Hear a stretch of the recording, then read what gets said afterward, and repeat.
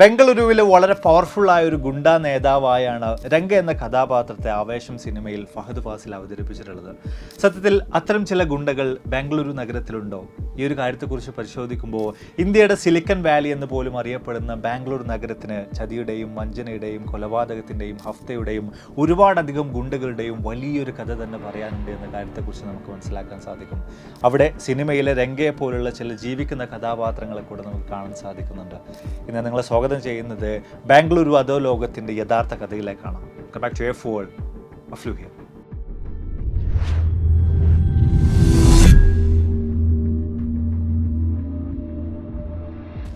ബോംബെ അധോലോകത്തെക്കുറിച്ചും ആ അധോലോകത്തിലെ കിരീടം വെക്കാത്ത ചക്രവർത്തിയായ ദാവൂദ് ഇബ്രാഹിമിനെ കുറിച്ചുമൊക്കെ പലപ്പോഴും പലയിടങ്ങളിൽ നിന്നായിട്ട് നിങ്ങൾ കേട്ട് കാണും. എന്നാൽ ഇതുപോലൊരു അധോലോകവും ഇതുപോലെ ഒരുപാടധികം ഗാങ്സ്റ്റേഴ്സും ഒക്കെ തന്നെയും ബാംഗ്ലൂരു നഗരത്തിൽ നമുക്ക് കാണാൻ സാധിക്കുന്നുണ്ട്. അതിൽ തന്നെ പലപ്പോഴും പല സമയങ്ങളിലായിട്ട് മുംബൈ അധോലോകത്തിൽ നിന്നും ആയുധങ്ങളായിട്ടും മറ്റും പലതരത്തിലുള്ള സഹായങ്ങൾ ബാംഗ്ലൂരു നഗരത്തിലുള്ള പല വലിയ നേതാക്കൾ, പ്രത്യേകിച്ച് പല ഗുണ്ടാ നേതാക്കളും പല സമയങ്ങളിലും കൈപ്പറ്റിയിട്ടുമുണ്ട്.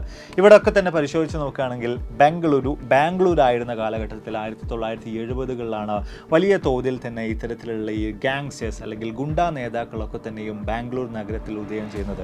പ്രത്യേകിച്ച് ആ ഒരു കാലഘട്ടത്തിൽ തന്നെ ചെറിയ ചില ഗുണ്ടാ സംഘങ്ങൾ ബാംഗ്ലൂരിൻ്റെ പല ഭാഗങ്ങളിൽ ഉണ്ടായിരുന്നുവെങ്കിലും പിന്നീട് മദ്യം, പ്രോസ്റ്റിറ്റ്യൂഷൻ, ഗാംബ്ലിംഗ്, ക്ലബ്ബുകൾ, ഓയിൽ ഇവയിലൊക്കെ തന്നെ ഈ സംഘങ്ങളൊക്കെ തന്നെ കൈക്കടത്താൻ ആരംഭിച്ചപ്പോൾ, ഇവയുടെയൊക്കെ തന്നെ നിയന്ത്രണം പിടിച്ചെടുക്കാൻ ആരംഭിച്ചപ്പോഴാണ് ബാംഗ്ലൂർ നഗരത്തിലും വലിയ തോതിലുള്ള ഒരു അധോലോകത്തിന് തുടക്കം കുറിക്കുന്നത് എന്ന കാര്യത്തെക്കുറിച്ച് നമുക്ക് അവിടെ വിശദീകരിക്കാൻ സാധിക്കുന്നുണ്ട്.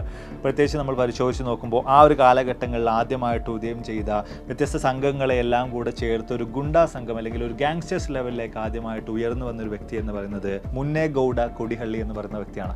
ബാംഗ്ലൂരിലെ ആദ്യത്തെ ഓർഗനൈസ്ഡ് ക്രൈം ബോസ് ആയിട്ട് പോലും അദ്ദേഹത്തെ നമുക്ക് വിശേഷിപ്പിക്കാൻ സാധിക്കുന്നുണ്ട്. ബാംഗ്ലൂരുവിൽ ശക്തമായ ഒരു സാമ്രാജ്യം തന്നെ പതിയെ അയാൾ കെട്ടിപ്പടുത്തുകൊണ്ടേയിരിക്കുന്നുണ്ടായിരുന്നു. എന്നാൽ അതിനിടയിലേക്ക് മറ്റൊരു വ്യക്തി കയറി വരികയാണ്. MP ജയരാജ് എന്ന വ്യക്തി പതിയെ ഗൗഡയുടെ സാമ്രാജ്യത്തെ പൂർണ്ണമായിട്ടും തകർക്കുകയും ഗൗഡയുടെ സ്ഥാനങ്ങൾ പോലും പിടിച്ചെടുക്കുകയും ചെയ്യുന്നുണ്ട്. ഈ MP ജയരാജനെ കുറിച്ച് നമ്മൾ പരിശോധിക്കുകയാണെങ്കിൽ ഹിന്ദുസ്ഥാൻ എയറോനോട്ടിക്കൽ ലിമിറ്റഡിൽ ഒരു ഉദ്യോഗസ്ഥനായിട്ട് പ്രവർത്തിച്ചു വന്നിരുന്ന ഒരു വ്യക്തിയായിരുന്നു. പലപ്പോഴും ജോലിയിൽ നിന്ന് ലീവ് എടുത്തുകൊണ്ട് ചില ഗുണ്ടാ സംഘങ്ങളിലൊക്കെ നിരന്തരമായിട്ട് അയാൾ പ്രവർത്തിച്ചു വരുമായിരുന്നു. എന്തൊക്കെ തന്നെയായാലും ഗൗഡയുടെ സ്ഥാനം പൂർണ്ണമായിട്ടും ജയരാജ് ഏറ്റെടുത്തതോടുകൂടെ പിന്നീട് ബാംഗ്ലൂരിനെ പൂർണ്ണമായിട്ടും നിയന്ത്രിച്ചത്, അവിടെയുള്ള വ്യത്യസ്ത ഗുണ്ടാ സംഘങ്ങളെ പൂർണ്ണമായും കൺട്രോൾ ചെയ്ത് കൊണ്ടുപോയത് ജയരാജ് തന്നെയായിരുന്നു. അവിടെയും നമ്മൾ പരിശോധിച്ച് നോക്കുകയാണെങ്കിൽ വ്യത്യസ്ത മേഖലകളിലേക്കൊക്കെ തന്നെ ജയരാജ് തൻ്റെ സാമ്രാജ്യത്തെ വളർത്തിക്കൊണ്ടേയിരിക്കുന്നുണ്ടായിരുന്നു. അവയിലൊക്കെ തന്നെ ഏറ്റവും അയാൾക്ക് വലിയൊരു മുതൽക്കൂട്ടായി മാറിയത് രാഷ്ട്രീയ പിൻബലമായിരുന്നു. പലപ്പോഴും അയാളുടെ അനുയായികൾ വലിയ തോതിലുള്ള അതിക്രമങ്ങൾ ബാംഗ്ലൂരുവിൽ അഴിച്ചുവിടുന്ന അവസരങ്ങളിൽ അതിനെ പൂർണ്ണമായിട്ടും കൺട്രോൾ ചെയ്യാൻ, വലിയ തോതിൽ തന്നെ പോലീസ് കേസുകളെല്ലാം അടിച്ചൊതുക്കാനൊക്കെ ഇത്തരത്തിലുള്ള രാഷ്ട്രീയ പിന്തുണ ജയരാജിനെ സംബന്ധിച്ചിടത്തോളം വലിയ തോതിൽ സഹായകമായിട്ട് മാറിയിട്ടുണ്ട്. അതിൻ്റെ പ്രധാനമായ കാരണം എന്ന് പറയുന്നത് അന്നത്തെ മുഖ്യമന്ത്രിയുടെ അനന്തരവനായ നടരാജും ജയരാജും വലിയ തോതിൽ തന്നെ സൗഹൃദം പങ്കിട്ടിരുന്നു. അവർ വലിയ സുഹൃത്തുക്കളായിരുന്നു എന്നതാണ്. പലപ്പോഴും നടരാജിൻ്റെ പല തോതിലുള്ള ഇടപെടലുകൾ തന്നെയാണ് വലിയ പല കേസുകളിൽ നിന്നും വലിയ പല പ്രശ്നങ്ങളിൽ നിന്നും ജയരാജിൻ്റെ സാമ്രാജ്യത്തെ പോലും കാത്ത് സംരക്ഷിച്ചു പോന്നിട്ടുണ്ടായിരുന്നത്. എന്നാൽ 1977 ജനുവരി 25 കാര്യങ്ങൾ പൂർണ്ണമായിട്ടും തകിടം മറിയുകയാണ്. ഗോപി എന്ന് പറയുന്ന ജയരാജിന് വലിയ തോതിൽ തന്നെ ശത്രുതയുള്ള ഒരു വ്യക്തിയെ ആക്രമിക്കാൻ വേണ്ടി ജയരാജ് തീരുമാനിച്ചതോട് കൂടിയിട്ടാണ് പൂർണ്ണമായിട്ടും കാര്യങ്ങൾ തകിടം മറിയുന്നത്. അതിൽ തന്നെ പരിശോധിച്ച് നോക്കുകയാണെങ്കിൽ ഒരു സിനിമാ ലെവലിലാണ് ഗോപിയെ ആക്രമിക്കാൻ വേണ്ടി അവർ തയ്യാറായിട്ടുണ്ടായിരുന്നത്. ഗോപിയെ പോലീസുകാർ കോടതിയിലേക്ക് ഹാജരാക്കാൻ വേണ്ടി കൊണ്ടുവന്ന അവസരത്തിൽ ജയരാജിൻ്റെ സംഘം കോടതി വളപ്പിൽ ആയുധങ്ങൾ ഏന്തി അയാളെ കാത്തു നിൽപ്പുണ്ടായിരുന്നു. അയാൾ നേരെ കോടതിയിലേക്ക് വന്നിറങ്ങിയ ഉടനെ തന്നെ ആയുധങ്ങൾ ഏന്തിയ ഈ ഗുണ്ടാ സംഘം ഗോപിയെ പൂർണ്ണമായിട്ടും ആക്രമിക്കാൻ വേണ്ടി ശ്രമിക്കുകയാണ്. ഈ ഒരു അവസരങ്ങളിൽ പ്രാണരക്ഷാർത്ഥം ഗോപി എന്ന ഗുണ്ടാ നേതാവ് നേരെ കോടതിയുടെ അകത്തേക്ക് ഓടി ചെല്ലുന്നുണ്ട്. നേരെ ജഡ്ജിൻ്റെ മുന്നിലേക്ക് പോലും എത്തിച്ചേരുന്നുണ്ട്. പക്ഷേ ഈ ഗുണ്ടാ സംഘം അയാളെ വെറുതെ വിടാൻ തയ്യാറായിരുന്നില്ല. കോടതിക്കകത്ത് കയറി ജഡ്ജിയുടെ മുമ്പിൽ ഇട്ടിട്ട് പോലും അയാൾ അതിക്രൂരമായ നിലയിൽ തന്നെ ഈ ഗുണ്ടാ സംഘത്തിലെ ആളുകൾ സംഘം ചേർന്ന് തന്നെ ആക്രമിക്കുകയാണ്. പക്ഷേ ഇത് വലിയ തോതിൽ തന്നെ ബാധിച്ചത് ജയരാജിനെയായിരുന്നു. ജഡ്ജി നേരിട്ട് തന്നെ ഈ ഒരു കാര്യത്തിനെതിരായിട്ട് പരാതിപ്പെടുകയാണ്. ജഡ്ജി സാക്ഷിയായിട്ടുള്ള ആ ഒരു കേസിൽ ജയരാജിന് 10 വർഷം ജയിലിൽ കിടക്കേണ്ട അവസ്ഥ വരികയാണ്. അയാൾ ജയിലിൽ പോയതിനു ശേഷം പതിയെ പതിയെ ജയരാജ് കെട്ടിപ്പടുത്തുണ്ടാക്കിയ സാമ്രാജ്യം തകർന്നു തുടങ്ങാൻ ആരംഭിക്കുകയാണ്. പക്ഷേ അപ്പോഴേക്ക് ആ സാമ്രാജ്യത്തിൻ്റെ പൂർണ്ണമായിട്ടുള്ള ചുമതലകൾ ഏറ്റെടുത്തുകൊണ്ട് ജയരാജിൻ്റെ സ്ഥാനത്തേക്ക് മറ്റൊരു വ്യക്തി കടന്നു വന്നിരുന്നു. കൊട്വാൾ രാമചന്ദ്ര എന്ന ജയരാജിൻ്റെ കൂട്ടാളിയായ ഒപ്പം പ്രവർത്തിച്ചിരുന്ന നാവികസേന ഉദ്യോഗസ്ഥനായിട്ടുള്ള വ്യക്തിയായിരുന്നു അത്. ജയരാജിൻ്റെ സ്ഥാനം അയാൾ പിടിച്ചെടുത്തു എന്ന് പോലും നമുക്കിവിടെ വിശദീകരിക്കാൻ സാധിക്കും. എന്തൊക്കെ തന്നെയായാലും ജയരാജനുണ്ടായിരുന്ന സ്വാധീനമുള്ള സ്ഥലങ്ങളെക്കാൾ കൂടുതൽ അപ്പുറത്തേക്ക് ഈ ഒരു സാമ്രാജ്യത്തെ കൊട്വാൾ രാമചന്ദ്ര വലുതാക്കാൻ ആരംഭിക്കുകയാണ്, വികസിപ്പിക്കാൻ ആരംഭിക്കുകയാണ്. ഈ ഒരു കാലഘട്ടമൊക്കെ എത്തിയപ്പോഴേക്ക് തന്നെ ഗുണ്ടാ സംഘങ്ങളുടെയും കൊള്ളക്കാരുടെയും ഒക്കെ ഒരു വലിയ താവളമായിട്ട് പോലും ബാംഗ്ലൂർ നഗരം മാറി വരുന്നുണ്ട്. ഇവിടെയൊക്കെ തന്നെ നമ്മൾ പരിശോധിച്ച് നോക്കുകയാണെങ്കിൽ ഈ കൊട്വാൾ രാമചന്ദ്ര എന്ന് പറയുന്ന ഒരു വ്യക്തി ഒരു സൈക്കോ ക്യാരക്ടറായിട്ട് നമുക്ക് പലപ്പോഴും കാണാൻ സാധിക്കുന്നുണ്ട്. അതായത് അയാൾ വളരെ ഡീസൻ്റ് ആയിട്ടുള്ള നിലയിലുള്ള വസ്ത്രങ്ങളും മറ്റൊക്കെ ധരിച്ചുകൊണ്ട് നേരെ പാർക്കുകളിലേക്ക് പോകുന്നതായിരിക്കും. ഇന്ന് നമ്മൾ എല്ലാ വിധത്തിലുള്ള സ്വാതന്ത്ര്യമുണ്ട് എന്നൊക്കെ പറയുന്ന ബാംഗ്ലൂർ നഗരത്തിൽ ഒരു കാലത്ത് അയാൾ ഈ പാർക്കിൽ ചെന്നുകൊണ്ട് അവിടെ ചെയ്തിരുന്ന പ്രധാനമായിട്ടുള്ള പരിപാടി കപ്പിൾസിനെ വലിയ തോതിൽ തന്നെ ഹറാസ് ചെയ്യുക, അവരെ വലിയ തോതിൽ ഉപദ്രവിക്കുക, അവരുടെ കയ്യിൽ നിന്നും പണം പിടിച്ചു വലിക്കുക, പിടിച്ചെടുക്കുക എന്ന് തുടങ്ങിയിട്ടുള്ള കാര്യങ്ങളായിരുന്നു. അതായത് പൂർണ്ണമായിട്ട് ഒരു സൈക്കോ ലെവലിലുള്ള പ്രവൃത്തികളായിരുന്നു പലപ്പോഴും അയാൾ ചെയ്തുകൊണ്ടേയിരുന്നത്. ഇതോടൊപ്പം തന്നെ വ്യത്യസ്ത തരത്തിലുള്ള ഒരുപാടധികം പ്രശ്നങ്ങൾ അയാൾ ആ നഗരത്തിൽ അഴിച്ചുവിടുകയാണ്. പ്രത്യേകിച്ച് ഹഫ്ത പോലുള്ള പല കാര്യങ്ങളും അയാൾ കൊണ്ടുവരുന്നുണ്ട്. അതായത് ഗുണ്ടാ സംരക്ഷണത്തിന് വേണ്ടി ഓരോ ആളുകളും ഇത്രത്തോളം പണം നൽകണം എന്നൊരു രീതിയിലുള്ള കാര്യങ്ങളൊക്കെ തന്നെയും അയാൾ അവിടെ കൊണ്ടുവരുന്നുണ്ട്, ഇംപ്ലിമെൻ്റ് ചെയ്യുന്നുണ്ട്. മാത്രമല്ല പണക്കാരായിട്ടുള്ള ആളുകളിൽ നിന്ന് പോലും വലിയ തോതിൽ തന്നെ അയാൾ പണം പിടിച്ചെടുക്കുന്നുണ്ട്. ഇനി ആരെങ്കിലും ഇത്തരത്തിൽ പണം നൽകാൻ തയ്യാറാകാതെ വരികയാണെങ്കിൽ അവർക്ക് വേണ്ടി സെപ്പറേറ്റ് ആയിട്ടുള്ള ചില ടോർച്ചർ റൂമുകൾ പോലും ബാംഗ്ലൂരിൽ അയാൾ സജ്ജമാക്കി വെച്ചിട്ടുണ്ടായിരുന്നു. ഈ ആളുകളൊക്കെ തന്നെ പിടിച്ചുകൊണ്ടുവന്ന് പൂർണ്ണമായിട്ടും വിവസ്ത്രരാക്കിക്കൊണ്ട് അതിക്രൂരമായ നിലയിൽ തന്നെ അവരെ മർദ്ദിക്കുകയും വ്യത്യസ്ത തരത്തിലുള്ള ടോർച്ചറിങ് മുറകൾക്ക് അവരെ വിധേയമാക്കുകയൊക്കെ ചെയ്യുമായിരുന്നു ഈ ഒരു കാലഘട്ടത്തിൽ അയാൾ. അതോടൊപ്പം തന്നെ നമ്മൾ പരിശോധിക്കുകയാണെങ്കിൽ സാമ്പത്തികമായിട്ടുള്ള മേഖലയിൽ വലിയ തോതിലുള്ള നേട്ടങ്ങളും കൊട്വാൾ ഇതേ സമയത്ത് തന്നെ കരസ്ഥമാക്കിക്കൊണ്ടേ ഇരിക്കുന്നുണ്ടായിരുന്നു. പ്രത്യേകിച്ച് ആ ഒരു കാലഘട്ടത്തിൽ ഓയിൽ ഇൻഡസ്ട്രിയുടെ പൂർണ്ണമായിട്ടുള്ള കൺട്രോൾ ഉണ്ടായിരുന്നത് ഓയിൽ കുമാർ എന്ന് പറയുന്ന വ്യക്തിക്കായിരുന്നു. ഈ ഓയിൽ കുമാറിൻ്റെ സഹായത്തോടു കൂടെ തന്നെ ഓയിൽ ഇൻഡസ്ട്രിയെ, ബാംഗ്ലൂർ ഓയിൽ ഇൻഡസ്ട്രിയുടെ പൂർണ്ണമായിട്ടുള്ള നിയന്ത്രണങ്ങൾ പോലും അവർ ഒരുമിച്ച് ഏറ്റെടുത്തുകൊണ്ട് വലിയ തോതിലുള്ള ലാഭം അതിൽ നിന്നൊക്കെ തന്നെ അവർ കരസ്ഥമാക്കി മുന്നോട്ടേക്ക് പോയിക്കൊണ്ടിരിക്കുകയായിരുന്നു. അങ്ങനെ ഇരിക്കെയാണ് മുമ്പേ ജയിലിൽ പോയിട്ടുണ്ടായിരുന്ന MP ജയരാജ് ജയിൽ മോചിതനായിട്ട് പുറത്തിറങ്ങുന്നത്. ആ ഒരു അവസരത്തിൽ ജയരാജിൻ്റെ സാമ്രാജ്യം പൂർണ്ണമായിട്ടും തകർന്നു പോയിട്ടുണ്ടായിരുന്നു. അത് പൂർണ്ണമായിട്ടും കൊട്വാൾ കൈക്കലാക്കിയിട്ടുണ്ടായിരുന്നു. അതോടുകൂടി തന്നെ എങ്ങനെയും തൻ്റെ സാമ്രാജ്യത്തെ തിരിച്ചു പിടിക്കണമെന്നൊരു ചിന്ത ജയരാജിൻ്റെ ഉള്ളിലേക്ക് കടന്നു വരികയാണ്. അതിന് തൻ്റെ കൂടെ നിർത്താൻ ആവശ്യമായിട്ടുള്ള ആളുകളെ തേടി അയാൾ ഇറങ്ങിത്തിരിക്കുകയാണ്. അങ്ങനെയാണ് അഗ്നി ശ്രീധർ എന്ന ഇന്ന് കർണാടകയിലെ ഒരു പൊളിറ്റിക്കൽ പാർട്ടിയുടെ നേതാവ് പോലുമായിട്ടുള്ള വ്യക്തിയിലേക്ക് ജയരാജ് എത്തിച്ചേരുന്നത്. ഈ ഒരു അഗ്നി ശ്രീധറിൻ്റെ കാര്യത്തിലേക്ക് നമ്മൾ പരിശോധിക്കുകയാണെങ്കിൽ ആ ഒരു കാലഘട്ടങ്ങളിൽ ബാംഗ്ലൂരുവിൽ സിവിൽ സർവീസ് പഠിക്കാൻ വേണ്ടി വന്നിട്ടുള്ള ഒരു വ്യക്തിയായിരുന്നു അഗ്നി ശ്രീധർ. എന്തൊക്കെ തന്നെയായാലും ജയരാജ് അഗ്നി ശ്രീധറിനെയും തൻ്റെ കൂടെ ചേർക്കുന്നുണ്ട്. ഈ അഗ്നി ശ്രീധരും കൊട്വാൾ രാമചന്ദ്രയും തമ്മിൽ ചെറിയ തരത്തിലുള്ള ചില പ്രശ്നങ്ങൾ ഉണ്ടായിരുന്നു. അതായത് അഗ്നി ശ്രീധറിൻ്റെ സഹോദരനായിട്ടുള്ള പോലീസുകാരനായിട്ടുള്ള വ്യക്തിയെ വളരെ ക്രൂരമായ നിലയിൽ തന്നെ കൊട്വാൾ രാമചന്ദ്രയും സംഘവും ചേർന്നുകൊണ്ട് ആക്രമിച്ചിട്ടുണ്ടായിരുന്നു. അതിൻ്റെ വലിയൊരു പക അഗ്നി ശ്രീധറിൻ്റെ മനസ്സിൽ എപ്പോഴും ഉണ്ടായിരുന്നു. അതിനൊരു പ്രതികാരം എങ്ങനെയും ചെയ്യണമെന്ന് ചിന്തിച്ചിരിക്കുമ്പോഴാണ് ജയരാജും അഗ്നി ശ്രീധരും തമ്മിൽ കണ്ടുമുട്ടുന്നത്. എന്തൊക്കെ തന്നെയായാലും എല്ലാവിധത്തിലുള്ള സാമ്പത്തികമായിട്ടുള്ള സഹായങ്ങളും ജയരാജ് അഗ്നി ശ്രീധറിന് നൽകിയതോടു കൂടിയിട്ട് അയാളും സംഘവും വളരെ കൃത്യമായ പ്ലാനുകളിലൂടെ കൊട്വാൾ രാമചന്ദ്രയെ വധിക്കുകയാണ്, ഇല്ലാതാക്കുകയാണ്. അതോടുകൂടെ വീണ്ടും തൻ്റെ പഴയ സാമ്രാജ്യത്തിൻ്റെ എല്ലാവിധത്തിലുള്ള നിയന്ത്രണങ്ങളും ജയരാജിലേക്ക് തന്നെ വരികയാണ്. അതായത് മറ്റൊരു രീതിയിൽ പറയുകയാണെങ്കിൽ കൊട്വാളിനെ നിഷ്കരുണം വധിച്ചുകൊണ്ട് തൻ്റെ സാമ്രാജ്യത്തിൻ്റെ പൂർണ്ണമായിട്ടുള്ള നിയന്ത്രണങ്ങൾ ജയരാജ് വീണ്ടെടുക്കുകയായിരുന്നു എന്ന് നമുക്ക് പറയാം. എന്തൊക്കെ തന്നെയായാലും പോലീസുകാർ ഈ ഒരു കേസുമായി ബന്ധപ്പെട്ടുള്ള അന്വേഷണങ്ങൾ നടത്തുന്നുണ്ട്, പ്രതികളായിട്ടുള്ള ആളുകളെ പിടികൂടുന്നുണ്ട്. പക്ഷേ ഏറെക്കുറെ 10 മാസത്തിന് ശേഷം കൃത്യമായിട്ടുള്ള യാതൊരു വിധത്തിലുള്ള തെളിവുകളുമില്ല എന്ന് പറഞ്ഞുകൊണ്ട് പ്രതികളായിട്ടുള്ള ആളുകളെ പൂർണ്ണമായിട്ടും പോലീസുകാർ വെറുതെ വിടുകയായിരുന്നു. പിന്നെയും ബാംഗ്ലൂർ നഗരത്തിൽ എല്ലാ വിധത്തിലുള്ള തൻ്റെ സ്വാധീനങ്ങളും ഉപയോഗിച്ചുകൊണ്ട് വ്യത്യസ്ത തരത്തിലുള്ള ഒരുപാട് ക്രൈമുകൾ നടത്തിക്കൊണ്ട് ജയരാജ് തൻ്റെ സാമ്രാജ്യവുമായിട്ട് മുന്നോട്ടേക്ക് പോയിക്കൊണ്ടിരുന്നു. 1986 കൊട്വാളിനെ വധിച്ച് ഇത്തരത്തിലുള്ള ഒരുപാടധികം പ്രശ്നങ്ങളൊക്കെ സംഭവിച്ചതിന് ശേഷം തന്നെയായിരിക്കണം രാഷ്ട്രീയത്തിലേക്ക് ഇറങ്ങുകയാണെങ്കിൽ തനിക്ക് വലിയ തോതിലുള്ള നേട്ടങ്ങൾ ഇനിയും ഉണ്ടാക്കാൻ സാധിക്കും, രാഷ്ട്രീയ സ്വാധീനം ഉപയോഗിച്ചുകൊണ്ട് പലതരത്തിലുള്ള കാര്യങ്ങൾ തനിക്ക് ചെയ്യാൻ സാധിക്കുമെന്നുള്ള ചിന്തകളൊക്കെ തന്നെ ജയരാജിൻ്റെ മനസ്സിലേക്ക് കയറി വന്നത്. എന്തൊക്കെ തന്നെയായാലും അയാൾ അതിനു വേണ്ടിയിട്ടുള്ള തയ്യാറെടുപ്പുകളൊക്കെ തന്നെ നടത്തുന്നുണ്ട്. എന്നാൽ ഇതേ അവസരത്തിൽ തന്നെ മറ്റൊരു വ്യക്തി കൂടെ ജയരാജിനെതിരായിട്ട് ബാംഗ്ലൂരുവിൽ നിന്ന് ഉയർന്നു വരുന്നുണ്ട്. അറിയപ്പെടുന്നുണ്ട്. മുത്തപ്പ റായ് എന്ന് പറയുന്ന വ്യക്തിയാണത്.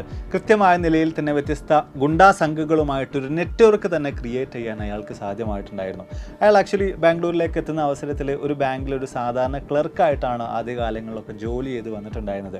എന്നാൽ പിന്നീട് ചില അടിപിടി കേസുകൾ, ബാങ്കിൻ്റെ ആവശ്യങ്ങൾക്ക് വേണ്ടി തന്നെ അയാൾ ഇടപെടുമായിരുന്നു. അതുപോലെ തന്നെ ചില പണം മേടിച്ചിട്ട് നൽകാത്ത ആളുകളെ ഭീഷണിപ്പെടുത്തിക്കൊണ്ട് പണം മേടിച്ച് നൽകുക, അങ്ങനെ ചെറിയ ചില പരിപാടികളൊക്കെ ആയിട്ടാണ് ആദ്യകാലങ്ങളിൽ അയാൾ പോയിട്ടുണ്ടായിരുന്നത്. എന്നാൽ കൃത്യമായിട്ട് ദക്ഷിണേന്ത്യയിൽ നിന്നും തൻ്റെ അനുയായികളെ കൂടെ അല്ലെങ്കിൽ തൻ്റെ ആളുകളെ കൂടെ ബാംഗ്ലൂരിലേക്ക് കൊണ്ടുവന്ന് കൃത്യമായിട്ടുള്ളൊരു നെറ്റ്വർക്ക് പോലും ക്രിയേറ്റ് ചെയ്തുകൊണ്ട് വളരെ പവർഫുൾ ആയിട്ടുള്ള ഒരു ഗാങ്സ്റ്റർ ആയിട്ട് പോലും പതിയെ പതിയെ അയാൾ മാറി വന്നിട്ടുണ്ടായിരുന്നു. മുത്തപ്പ റായിയെ സംബന്ധിച്ചിടത്തോളം അയാൾക്ക് ഏറ്റവും അധികം ശത്രുതയുള്ള ഒരു വ്യക്തിയായിട്ട് ജയരാജ് വൈകാതെ തന്നെ മാറി വരികയും ചെയ്തിട്ടുണ്ടായിരുന്നു. പിന്നീട് അങ്ങോട്ട് മുത്തപ്പ റായിയുടെ ഒരേ ഒരു ചിന്ത എന്ന് പറയുന്നത് എങ്ങനെയും ജയരാജിനെ ഇല്ലാതാക്കണം, അയാളുടെ സാമ്രാജ്യത്തെ പൂർണ്ണമായിട്ടും പിടിച്ചെടുക്കണമെന്ന് തുടങ്ങിയിട്ടുള്ള ചിന്തകളായിരുന്നു. അതിനു വേണ്ടിയിട്ട് ബോംബെ അധോലോകത്തിൽ നിന്നും ആയുധങ്ങളായിട്ടും മറ്റൊക്കെ വ്യത്യസ്ത തരത്തിലുള്ള സഹായങ്ങൾ അയാൾ പലപ്പോഴായി സ്വീകരിക്കുന്നുണ്ട്. അങ്ങനെ ഏറ്റവും ഒടുവിൽ കൃത്യമായ പ്ലാനുകളിലൂടെ ജയരാജിനെ കൊല ചെയ്യാൻ മുത്തപ്പ റായിക്കും സംഘത്തിനും സാധ്യമാകുന്നുണ്ട്. അതോടുകൂടെ ബാംഗ്ലൂർ നഗരത്തിൻ്റെ പൂർണ്ണമായിട്ടുള്ള നിയന്ത്രണങ്ങൾ മുത്തപ്പ റായിയുടെ കയ്യിലേക്ക് വന്നു ചേരുകയാണ്. എല്ലാവിധത്തിലുള്ള ഗുണ്ട ആക്ടിവിറ്റികളും നിയന്ത്രിച്ചിരുന്നതും കൺട്രോൾ ചെയ്തിരുന്നതും ഒക്കെ പിന്നീട് അങ്ങോട്ട് ഈ ഒരു റായ് ഗ്രൂപ്പായിരുന്നു. വർഷങ്ങൾ അത്തരത്തിൽ കടന്നു പോവുകയാണ്. 1990കളോട് കൂടിയിട്ട് വലിയൊരു ഇൻഡസ്ട്രിയൽ ബൂം തന്നെ ബാംഗ്ലൂരിൽ സംഭവിക്കുകയാണ്. അതോടുകൂടെ ബാംഗ്ലൂർ നഗരം വലിയ തോതിൽ തന്നെ വളർച്ച പ്രാപിക്കാൻ ആരംഭിക്കുകയാണ്. റിയൽ എസ്റ്റേറ്റ് മേഖലയിലൊക്കെ വലിയ തോതിലുള്ള ഉയർച്ചകളായിരുന്നു അവിടെയൊക്കെ തന്നെ കാണാൻ സാധിച്ചത്. അതോടുകൂടിയിട്ട് പല ഗുണ്ടകളും റിയൽ എസ്റ്റേറ്റ് മേഖലയിലേക്ക് കൂടെ വലിയ തോതിൽ തിരിയാൻ ആരംഭിക്കുകയാണ്. പിന്നീടുള്ള നാളുകളിലൊക്കെ തന്നെ നമ്മൾ പരിശോധിക്കുകയാണെങ്കിൽ പലരെയും പറ്റിച്ചും കബളിപ്പിച്ചും ചതിച്ചുകൊണ്ടും ഒക്കെ തന്നെ വ്യത്യസ്ത റിയൽ എസ്റ്റേറ്റ് ഡീലുകൾ ഈ ഗുണ്ടകളുടെ നേതൃത്വത്തിൽ ബാംഗ്ലൂരിൽ അരങ്ങേറുന്നുണ്ട്. അതിലൂടെ ഒക്കെ തന്നെ വലിയ തോതിൽ കോടിക്കണക്കിന് രൂപകൾ സമ്പാദിക്കാനും ഇത്തരത്തിലുള്ള ബാംഗ്ലൂരിലെ ഗാങ്സ്റ്റേഴ്സിന് ഗുണ്ടകൾക്ക് സാധ്യമാകുന്നുണ്ട്. പക്ഷേ ഇത്തരത്തിൽ ഈ ഗുണ്ടകളുടെ ശല്യം വലിയ തോതിൽ കൂടി വന്നതോട് കൂടിയിട്ട് ബാംഗ്ലൂർ പോലീസ് കൃത്യമായിട്ടുള്ള ഇടപെടലുകൾ നടത്താൻ വേണ്ടി തീരുമാനിക്കുകയും അതിനടിസ്ഥാനത്തിൽ ഒരു ഗുണ്ടാ സ്ക്വാഡ് പോലും അവർ ക്രിയേറ്റ് ചെയ്യുകയും ചെയ്യുന്നുണ്ട്.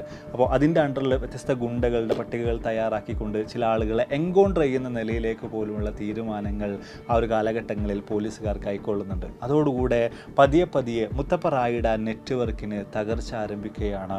ഒരുപാടധികം ആളുകളെ അയാൾക്ക് നഷ്ടമാവുകയാണ്. അങ്ങനെ ഏറ്റവും ഒടുവിൽ സ്വയരക്ഷാർത്ഥം, പ്രാണരക്ഷാർത്ഥം അയാൾ ദുബായിലേക്ക് കടന്നു കളയുകയാണ്. അതോടുകൂടിയിട്ട് ബാംഗ്ലൂർ നഗരം പതിയെ പതിയെ ശാന്തമാകാൻ ആരംഭിക്കുകയാണ്.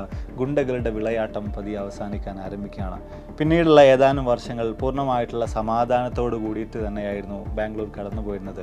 എന്നാൽ 2005, 2006 കാലഘട്ടമൊക്കെ എത്തുമ്പോഴേക്ക് പിന്നെയും ചില ആളുകൾ ഉദയം ചെയ്യുന്നുണ്ട്. വ്യത്യസ്ത തരത്തിലുള്ള പ്രശ്നങ്ങളൊക്കെ തന്നെയും ബാംഗ്ലൂരിൽ അവർ അഴിച്ചുവിടാൻ ആരംഭിക്കുന്നുണ്ട്. ആ കൂട്ടത്തിൽ വളരെ പ്രശസ്തരായിട്ടുള്ള ആളുകളായിരുന്നു സൈലന്റ് സുനി, അയാളുടെ കൂട്ടാളിയായിട്ടുള്ള രോഹിത്, അതേപോലെ തന്നെ ബെട്ടനഗരെ ബ്രദേഴ്സ് എന്ന് പറയുന്ന ശ്രീനിവാസ്, അതേപോലെ തന്നെ ശങ്കര എന്ന് തുടങ്ങിയിട്ടുള്ള ആളുകൾ. ഈ ബെട്ടനഗരെ ബ്രദേഴ്സ് വലിയ തോതിലുള്ള പല അതിക്രമങ്ങളും ബാംഗ്ലൂരിൽ അഴിച്ചു വിട്ടുകൊണ്ടേയിരിക്കുന്നുണ്ടായിരുന്നു. എന്നാൽ അതിനിടയ്ക്ക് ഇവർക്കിടയിൽ തന്നെ ശ്രീനിവാസിനും അതുപോലെ തന്നെ ശങ്കരക്കിടയിൽ വ്യത്യസ്ത തരത്തിലുള്ള കോൺഫ്ലിക്റ്റുകൾ ഉണ്ടാവുകയും പരസ്പരം വലിയ തോതിലുള്ള ശത്രുക്കളായിട്ട് ഈ സഹോദരങ്ങൾ മാറി വരികയും ചെയ്യുകയാണ്.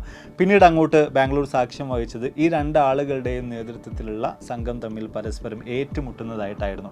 അതോടുകൂടിയിട്ട് ഇവരെ രണ്ടുപേരെയും എൻകൗണ്ടർ ചെയ്യുക എന്നൊരു തീരുമാനം പോലീസുകാർ കൈക്കൊള്ളുന്നുണ്ട്. പക്ഷേ കൃത്യമായിട്ട് ഈ ഒരു കാര്യത്തിൽ നിന്നും രക്ഷപ്പെടാൻ വേണ്ടിയിട്ട് ശങ്കർ ആ ഒരു അവസരത്തിൽ പൊളിറ്റിക്സിലേക്ക് ചേക്കേറുകയാണ്. അതോടുകൂടെ തന്നെ ഈ ഒരു രാഷ്ട്രീയ സ്വാധീനമൊക്കെ ഉപയോഗിച്ചുകൊണ്ട് ശങ്കർ രക്ഷപ്പെടുകയാണ്. എന്നാൽ പോലീസ് എൻകൗണ്ടറിൽ ശ്രീനിവാസ കൊല്ലപ്പെടുകയാണ്.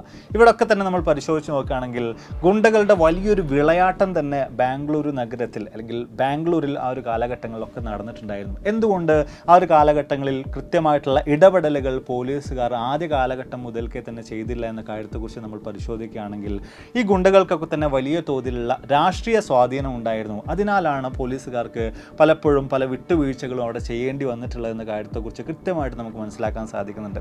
ഈ ഗുണ്ടാ സ്ക്വാഡിലൊക്കെ പ്രവർത്തിച്ചിട്ടുള്ള പല ആളുകളും പല പോലീസുകാരും അത്തരത്തിലുള്ള പല കാര്യങ്ങളെക്കുറിച്ചും വിശദീകരിക്കുകയും ചെയ്യുന്നുണ്ട്. അതിൽ തന്നെ പ്രധാനമായിട്ടും സ്ഥലം മാറ്റം, പൊളിറ്റിക്കൽ പ്രഷർ, ഭീഷണി എന്നിവയിലൂടെയൊക്കെ തന്നെയാണ് ഈ ഗുണ്ടാ നേതാക്കളൊക്കെ തന്നെ പലതരത്തിലുള്ള കാര്യങ്ങളും അവിടെ സാധ്യമാക്കിയിട്ടുണ്ടായിരുന്നത്. വലിയ തോതിൽ തന്നെ രാഷ്ട്രീയ പിന്തുണയുണ്ട് എങ്കിൽ എന്തും അവിടെ സാധ്യമാകും എന്നൊരു ചിന്ത ഈ ഗുണ്ടകളുടെ എല്ലാം മനസ്സിലേക്ക് കയറി വന്നതിനാലൊക്കെ തന്നെ ആയിരിക്കണം പിന്നീട് അങ്ങോട്ട് ഈ ഗുണ്ടകളെല്ലാം തന്നെ ബാംഗ്ലൂരിനെ വിറപ്പിച്ച എല്ലാവരും തന്നെ രാഷ്ട്രീയത്തിലേക്ക് കടന്നു വരുന്നൊരു കാഴ്ചയാണ് ബാംഗ്ലൂരിൽ നമുക്ക് കാണാൻ സാധിച്ചിട്ടുള്ളത്. ആ കൂട്ടത്തിലുള്ള പല ആളുകളും പിന്നീട് MA MLA യും MP യും ഒക്കെ ആയിട്ട് അവിടെ അരങ്ങ് വാഴുകയും ചെയ്തിട്ടുണ്ടായിരുന്നു. എന്നാൽ ഇവരുടെ അനുയായികളായിട്ടുള്ള ഗുണ്ടകൾക്ക് പിന്നീട് എന്ത് സംഭവിച്ചു? ആ ഒരു കാര്യത്തെക്കുറിച്ച് നമ്മൾ നോക്കുകയാണെങ്കിൽ ഈ ഗുണ്ടാ നേതാക്കളൊക്കെ പൊളിറ്റിക്കൽ ലീഡേഴ്സ് ആയതോട് കൂടിയിട്ട് ഈ അവരുടെ സംഘത്തിലുണ്ടായിരുന്ന ഗുണ്ടകളൊക്കെ തന്നെ ഗവൺമെൻറ് പ്രൊജക്റ്റുകൾ നിയന്ത്രിക്കുന്ന നിലയിലേക്ക് പോലും മാറി വന്നിട്ടുണ്ടായിരുന്നു. പല പ്രൊജക്റ്റുകളുടെയും മാനേജേഴ്സ് ആയിട്ട് പോലും അവരൊക്കെ തന്നെ വർക്ക് ചെയ്യാൻ ആരംഭിച്ചിട്ടുണ്ടായിരുന്നു. അങ്ങനെ തുടങ്ങിയിട്ടുള്ള വലിയ തോതിലുള്ള മാറ്റങ്ങളാണ് പിൽക്കാലത്ത് ബാംഗ്ലൂരുവിൽ നടന്നിട്ടുണ്ടായിരുന്നത്. എന്നാൽ ഇന്നത്തെ കറണ്ട് സിറ്റുവേഷൻ എന്താണ് എന്ന കാര്യത്തെക്കുറിച്ച് പരിശോധിച്ച് നോക്കുകയാണെങ്കിൽ ഏറെക്കുറെ 3000-ലധികം വരുന്ന ഗുണ്ടാ സംഘങ്ങൾ ഇന്നും ബാംഗ്ലൂരു നഗരത്തിനകത്ത് പ്രവർത്തിച്ചു വരുന്നുണ്ട് എന്ന കാര്യത്തെക്കുറിച്ച് നമുക്ക് മനസ്സിലാക്കാൻ സാധിക്കുന്നുണ്ട്. ആ കൂട്ടത്തിൽ തന്നെ മലയാളികളായിട്ടുള്ള ആളുകളുടെ സംഘങ്ങളുണ്ട്. ബാംഗ്ലൂരുവിലേക്ക് പഠിക്കാൻ എത്തിച്ചേർന്ന് പിന്നീട് ഈ സംഘത്തിലേക്ക് എത്തിച്ചേർന്നിട്ടുള്ള ആളുകളുണ്ട്. റിയൽ എസ്റ്റേറ്റിൽ നിന്നും വലിയ തോതിലുള്ള ലാഭം നേടിയിട്ടുള്ള ആളുകളുണ്ട്. ഇങ്ങനെ തുടങ്ങിയിട്ടുള്ള ഒരുപാടധികം ഗുണ്ടാ സംഘങ്ങളും അതുമായി ബന്ധപ്പെട്ടുള്ള കാര്യങ്ങളൊക്കെ തന്നെ ഇന്നും ബാംഗ്ലൂർ നഗരത്തിൽ പ്രവർത്തിച്ചു വരുന്നുണ്ട്. അതിൽ തന്നെ പല കമ്പനികളും പലതരത്തിലുള്ള സഹായങ്ങൾക്കും വേണ്ടിയിട്ട് ഇന്നും അവിടെ ഗുണ്ടകൾ ഉപയോഗിച്ച് വരുന്നുണ്ട് എന്ന കാര്യം പോലും നമുക്ക് മാധ്യമങ്ങളിൽ നിന്ന് മനസ്സിലാക്കാൻ സാധിക്കുന്നുണ്ട്. അപ്പോൾ എന്തായാലും നമ്മൾ വീഡിയോസോടെ വൈൻഡപ്പാണ്. വീഡിയോ തീർച്ചയായും നിങ്ങൾക്ക് ഇൻട്രസ്റ്റിംഗ് ആയി കാണുമെന്ന് വിചാരിക്കുന്നു. ബാംഗ്ലൂരു അധോലോകത്തെക്കുറിച്ച് അല്ലെങ്കിൽ ബാംഗ്ലൂർ അധോലോകത്തെക്കുറിച്ച് കൃത്യമായിട്ടുള്ളൊരു ധാരണ നിങ്ങൾക്ക് ലഭിച്ചാണെന്ന് വിചാരിക്കുന്നു. ഈ ആവേശം സിനിമയിൽ നമ്മൾ പരിശോധിച്ച് നോക്കുമ്പോൾ അതിലടങ്ങിയിട്ടുള്ള ചില കാര്യങ്ങളായിട്ട് യഥാർത്ഥത്തിൽ നടന്ന പല കാര്യങ്ങൾക്കും വലിയ തോതിൽ ബന്ധമുണ്ട് എന്ന് നമുക്ക് അവിടെ കൃത്യമായിട്ട് മനസ്സിലാക്കാൻ സാധിക്കുന്നുണ്ട്. ഈ ഒരു കഥകളൊക്കെ കേട്ടപ്പോൾ നിങ്ങൾക്ക് കാര്യം കൃത്യമായിട്ട് ബോധ്യമായിട്ടും ഉണ്ടാവും. വീഡിയോയെക്കുറിച്ചുള്ള നിങ്ങളുടെ അഭിപ്രായങ്ങളും അതുപോലെ തന്നെ ആവേശം സിനിമയെക്കുറിച്ചുള്ള നിങ്ങളുടെ കാഴ്ചപ്പാടുകളും തീർച്ചയായിട്ടും താഴ്ന്ന് രേഖപ്പെടുത്തുക. അപ്പോൾ ഇതിൽ നല്ല ഒരുപാടധികം വീഡിയോസുകളുമായി കണ്ടുമുട്ടാവുന്ന പ്രതീക്ഷയോടെ ബൈ.